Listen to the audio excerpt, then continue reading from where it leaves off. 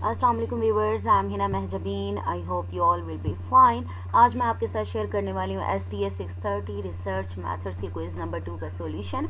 But quiz share करने से पहले अगर आप मेरे चैनल पर न्यू हैं तो प्लीज़ मेरे चैनल को सब्सक्राइब कर दें, बेल आइकन को क्लिक करना मत भूलिएगा ताकि upcoming lectures, different assignments, quizzes and papers के नोटिफिकेशन आप तक पहुँच जाए। लाइक भी कीजिएगा, शेयर भी कीजिएगा। ओके जी, let's start from question number 1, that is how much time is needed to locate the respondents is a part of dash aspect which needs to be evaluated during pilot testing. Pilot ये सारे जो topics आ रहे हैं ना, ये pilot testing से related ही mostly जो MCQs हैं वो पूछे गए हैं। और यहाँ पर आता है sampling procedure can be checked, यानी ये चीज़ इसके अंडर आती है। ठीक है, answer is this, sampling procedure can be checked.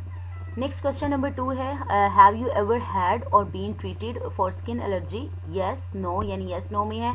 Which type of question it is, यानी इस टाइप का क्वेश्चन येस नो में पूछा जाए, वही पायलट टेस्टिंग में ही ये सारी चीज़ें आ रही हैं। जो चीज़ें अवॉइड करने के लिए टाइप्स ऑफ क्वेश्चन बताए हुए हैं, जिसमें लोडेड आते हैं, लीडिंग क्वेश्चंस हैं, डबल बैरल्ड हैं, ठीक है, और भी क्वेश्चंस हैं जैसे एम्बिगस क्वेश्चंस हैं, तो उनको अवॉइड करना चाहिए। तो ये क्वेश्चंस यानी ये टॉपिक मोस्ट इंपॉर्टेंट हो गया आपका, और पायलट टेस्टिंग वाला इंपॉर्टेंट हो गया।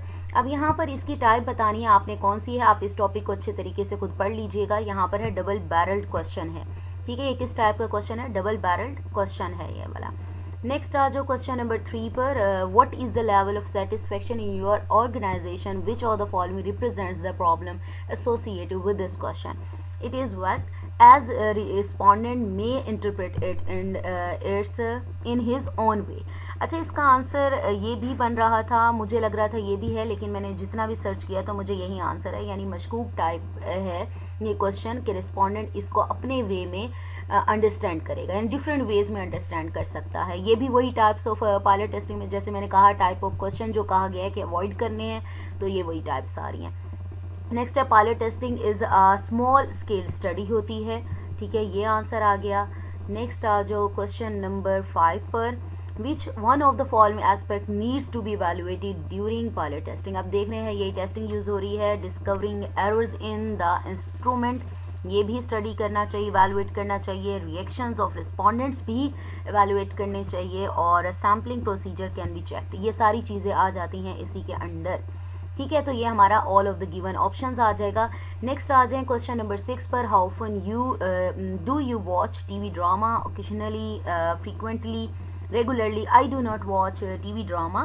This question when asked from the respondents was unable to capture the required variable.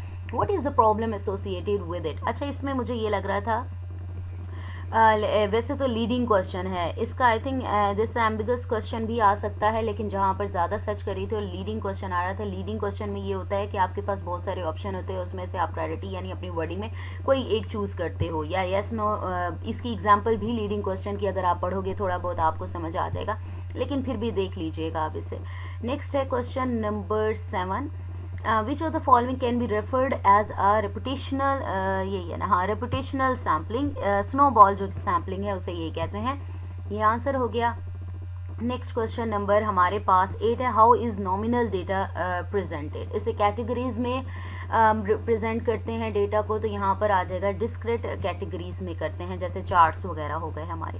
ठीक है, ये क्वेश्चन आ गया। नेक्स्ट हमारे पास क्वेश्चन नंबर 9 है, the logic of purposive sampling is that a few information rich participants studied in depth yield many insights about a topic, यानी बहुत सारी चीज़ें आप लोगों को पता चलती हैं उसके बारे में, यानी स्टडी करते हैं डेप्थ में। नेक्स्ट क्वेश्चन नंबर 10 है हमारे पास, the difference between parameter statistics is called sampling error. So we have completed an MCQs ऑफ STA 630 रिसर्च मैथड्स। अच्छा जी, मैं पहले आप लोगों को बता दूं सबके क्विज़ेज़, अगर आप एक क्विज़ देख लेते हैं तो सबके क्विज़ कोई एक दो आपके सेम आ जाते हैं। आपने क्या करना है, ज़्यादा कलेक्शन में, यानी यहाँ से भी देख लें, 4-5 जगहों से और भी देख लें, यानी 40-50 भी अगर आपके पास MCQs आ जाते हैं ये रिसेंट वाले, एक तो आपके फाइनल टर्म प्रिपरेशन में हेल्पफुल होंगे। दूसरी बात यह है कि आप जो अभी क्विज़ करेंगे तो उसमें मोस्टली आपके जो क्वेश्चंस है वो रिपीट हो जाते हैं। ठीक है, सो मुझे अपनी दुआ में याद रखिएगा, अपना ख्याल रखिएगा, टेक केयर, अल्लाह हाफिज़।